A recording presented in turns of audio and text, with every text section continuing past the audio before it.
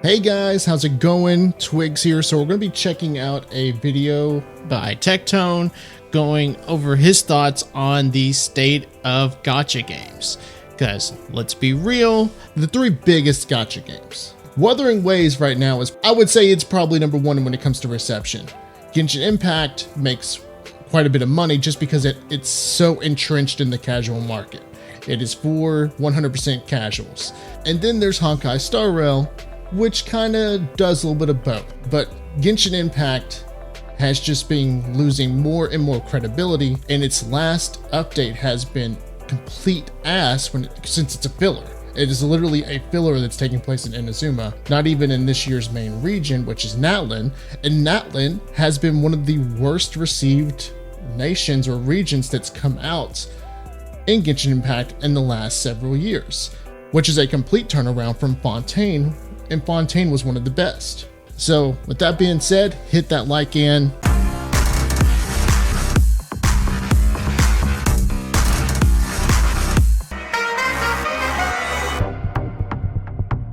let's check out what Tectone has to say about the state of gacha games. But I kind of wanted to give kind of like a state of gacha address real quick. Okay. Because I do think I really do like his Blue Eyes White Dragon hoodie. That's a sweet hoodie.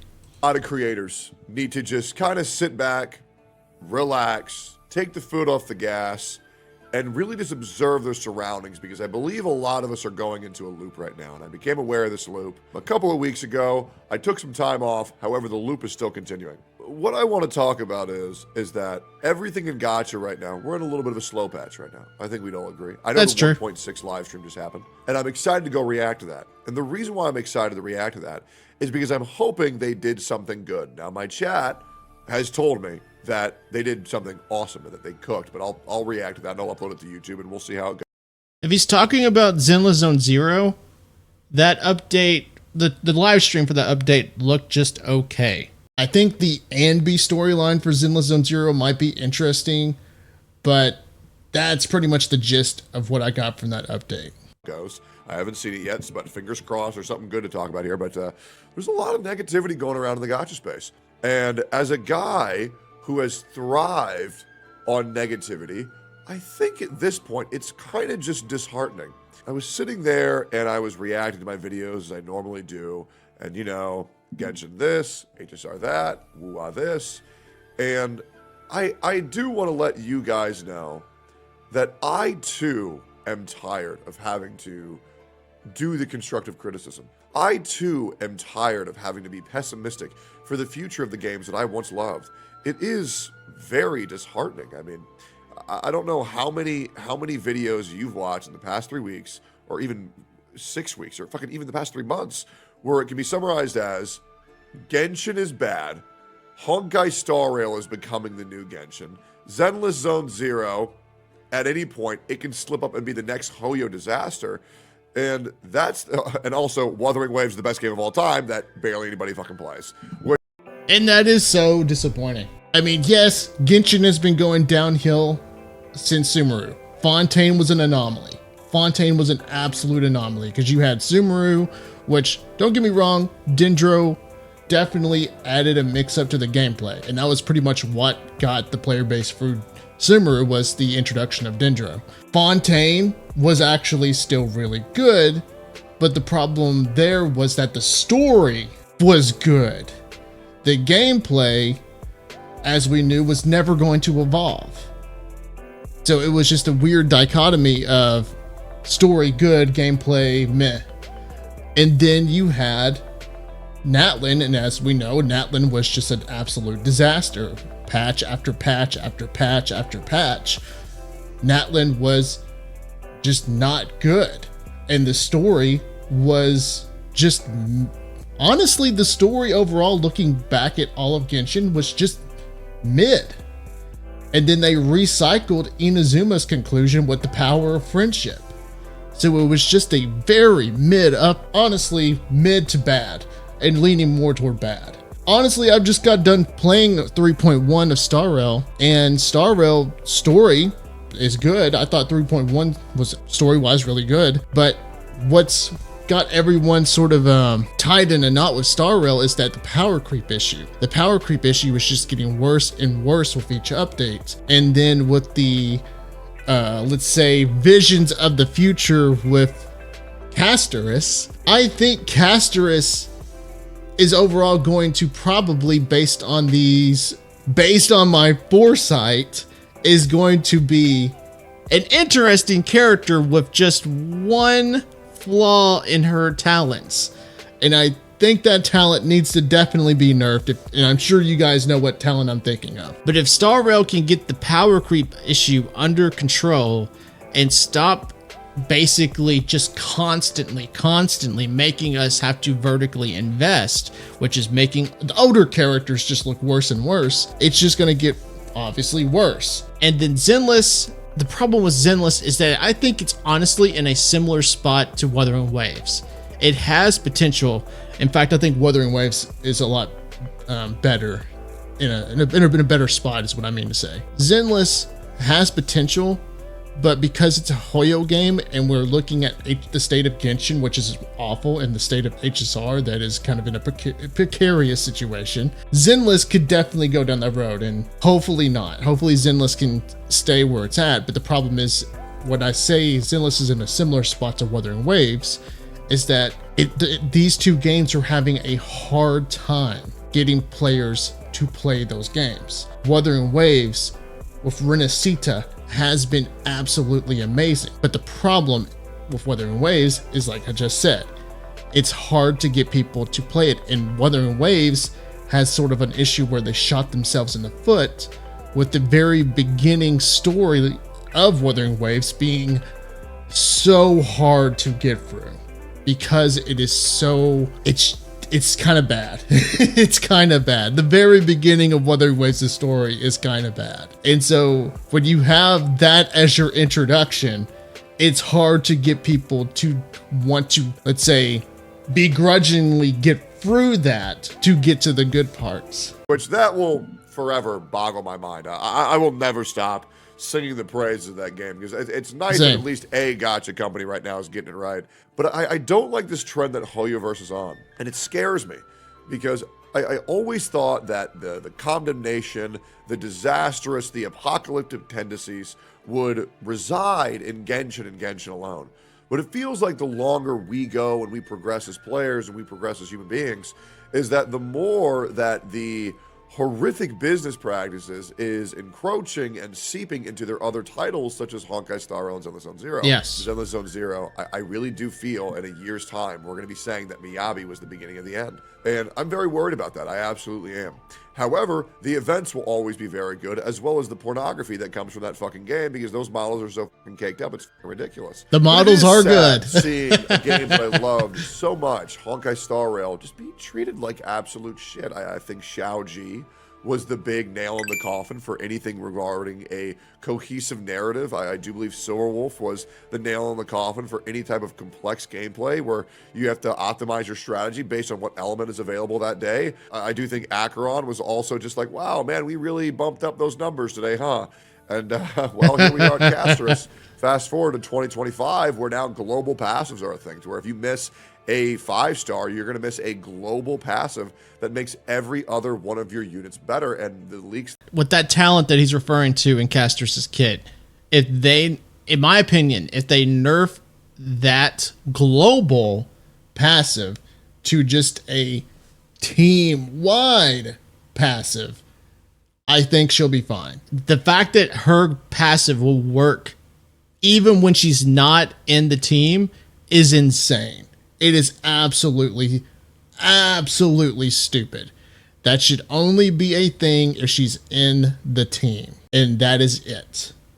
And the reason I think they should just keep it to where it's just with her in the team is because if you have, basically what I'm going to say is, her being paired up with Luocha fixes Luocha's biggest issue. And as we know, Luocha's biggest problem is that he can't save you from being killed. If he's with Casterus then, or Casterus does have that talent to keep you from dying, then boom, Luocha basically is fixed. So that's why I say nerf her talent to where it only works when she's in the team, and boom, I think she's fine. In fact, I think she's absolutely great.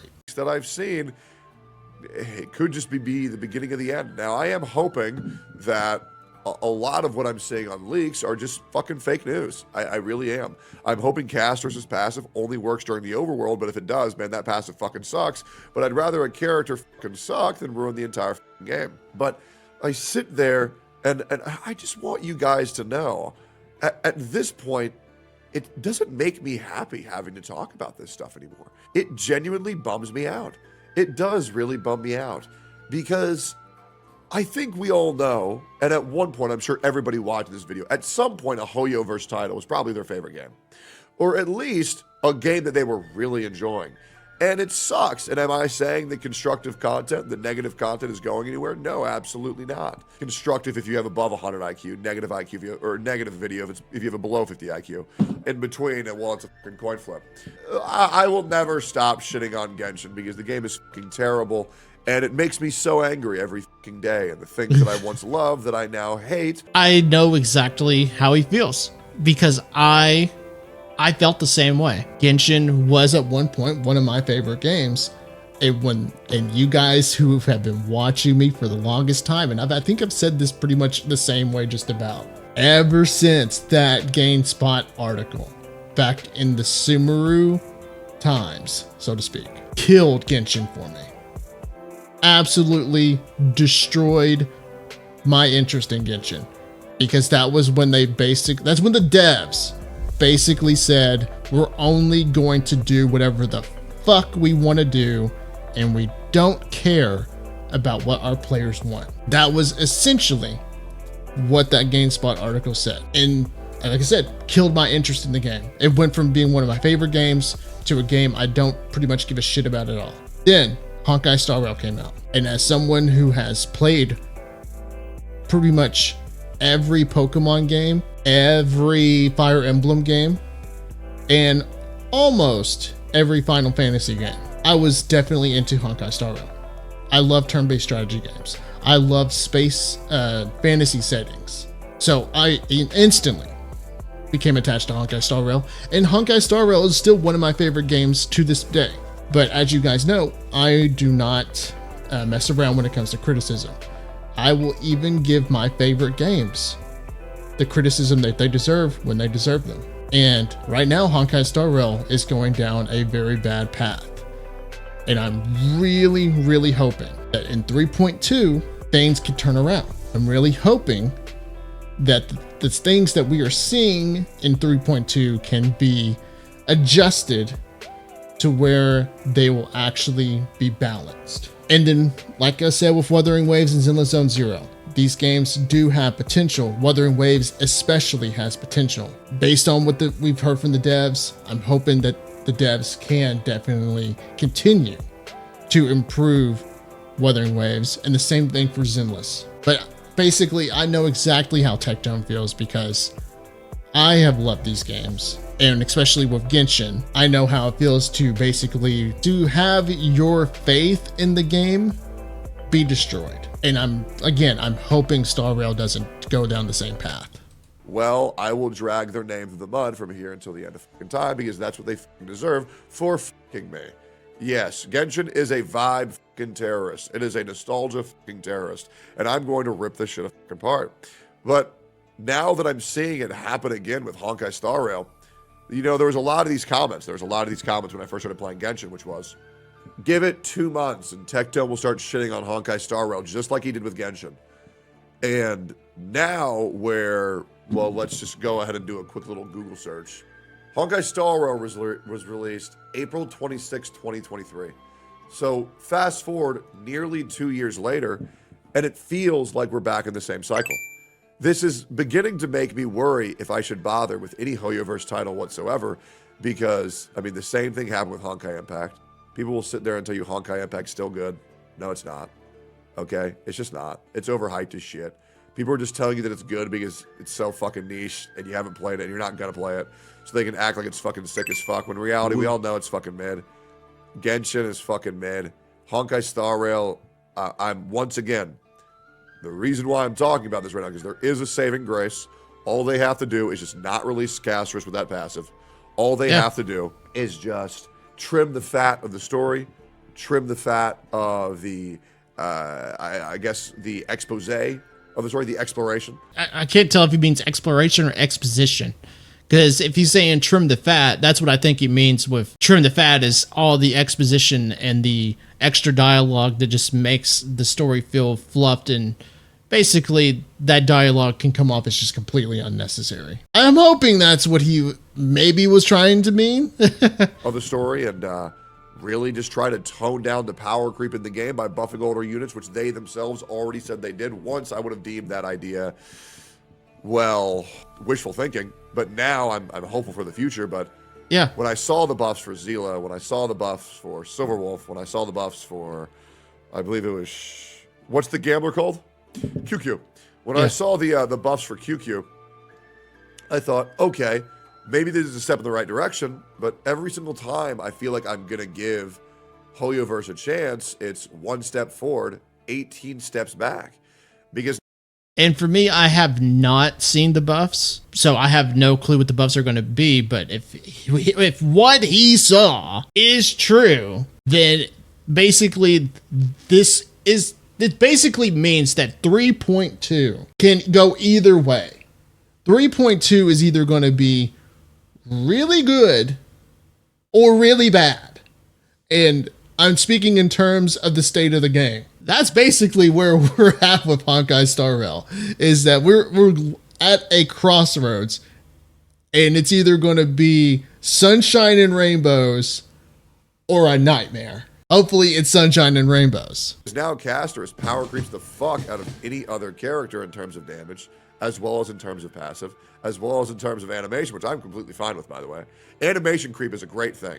Yeah, I do. I think that's how we should be selling characters, is make this character look really fucking cool when they're fighting. And Castris does look dope as shit. Yeah, she does. But I just want to let you know that I see the comments. I hear what some people are saying, and I'll be real. It's less than 2 to 3% of the people who watch my videos. But I don't want to, I just want to be real. I don't want you to think that I'm doing this shit because I love it. I don't seek negativity. I don't seek to be a nitpicker.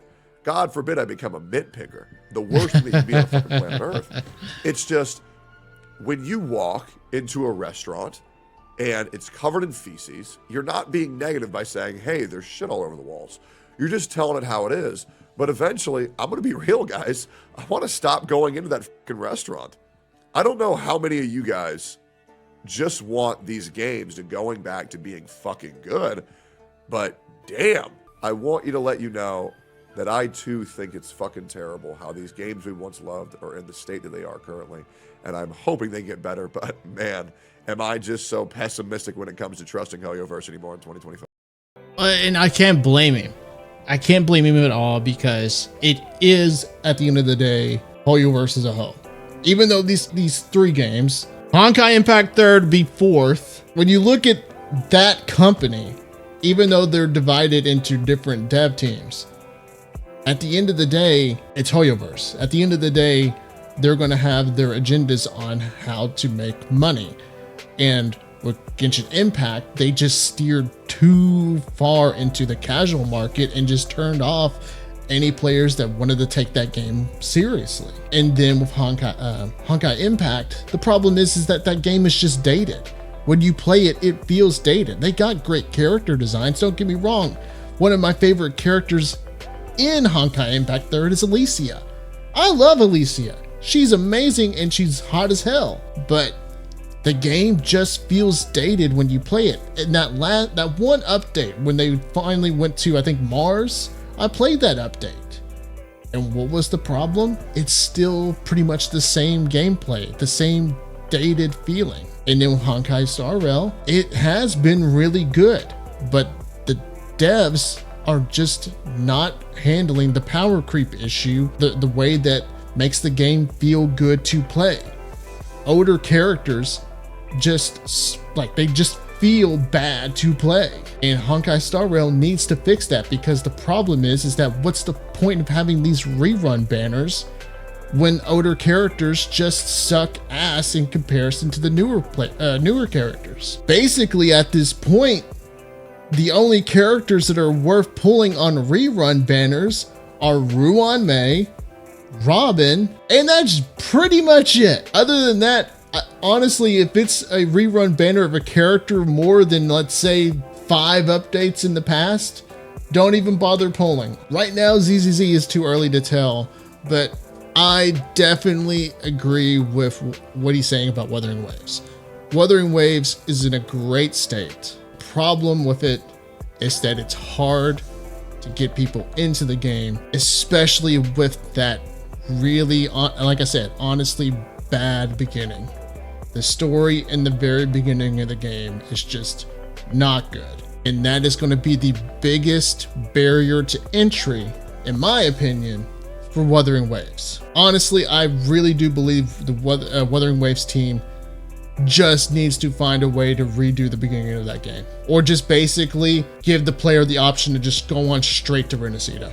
But it's just unfortunate that the top gacha games other than Wuthering Waves is having issues. And even then, with Wuthering Waves doing really good, like I said, it still has its issues. But the one thing we can say about the Wuthering Waves dev team, Kuro Games, is that they are trying. They are 100% definitely making improvements to the game that are to the player's benefit, and that's great. That's honestly very commendable toward Kuro Games. And this is where I'm definitely going to kind of add to what Tectone's saying about Honkai Star Rail. If the Star Rail dev team fuck up 3.2, because like I said, 3.2 can go either way.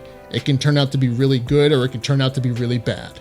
But if it does turn out to be really bad, if they don't fix that passive talent on Castris, it is going to be a really, really interesting time, and not in a good way, for Star Rail. And it will definitely make it harder for the player base to not just trust the Star Rail dev team going forward, but Hoyoverse as a whole. Hopefully. This is coming from somebody who does love Honkai Star Rail. I hope they can improve the game with 3.2.